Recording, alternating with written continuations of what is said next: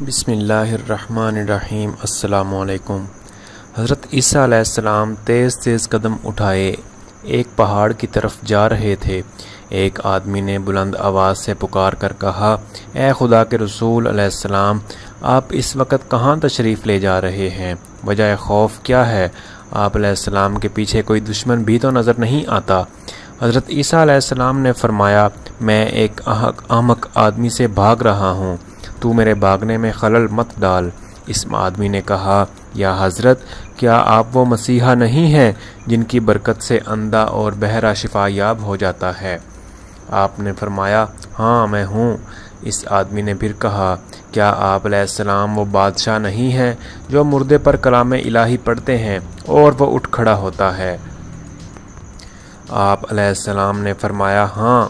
اس آدمی نے کہا، کیا آپ علیہ السلام ہی وہ نہیں ہیں کہ مٹی کے پرندے بنا کر ان پر دم کریں تو وہ اسی وقت ہوا میں اڑنے لگتے ہیں؟ آپ علیہ السلام نے فرمایا، بے شک میں وہی ہوں۔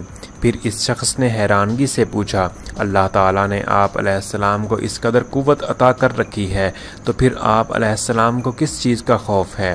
حضرت عیسیٰ نے فرمایا، اللہ رب العزت کی قسم کہ جس کے اس میں اعظم کو میں نے اندھوں پر اور بہروں پر پڑھا تو وہ شفا یاب ہو گئے، پہاڑوں پر پڑھا تو وہ ہٹ گئے، مردوں پر پڑھا تو وہ جی اٹھے، لیکن وہی اس میں اعظم میں نے احمق پر لاکھوں بار پڑھا لیکن اس پر کچھ اثر نہیں ہوا۔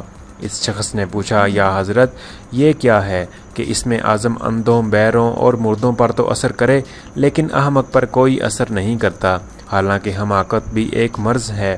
حضرت عیسیٰ علیہ السلام نے جواب دیا، حماقت کی بیماری خدائی قہر ہے۔ دوستو، اگر آپ کون کیا ہے چینل پر نئے ہیں تو چینل سبسکرائب نہیں کیا تو چینل سبسکرائب کر لیں اور بیل آئیکن پہ پریس کر لیں تاکہ آپ کو مزید اچھی انفارمیٹیو ویڈیوز ملتی رہیں۔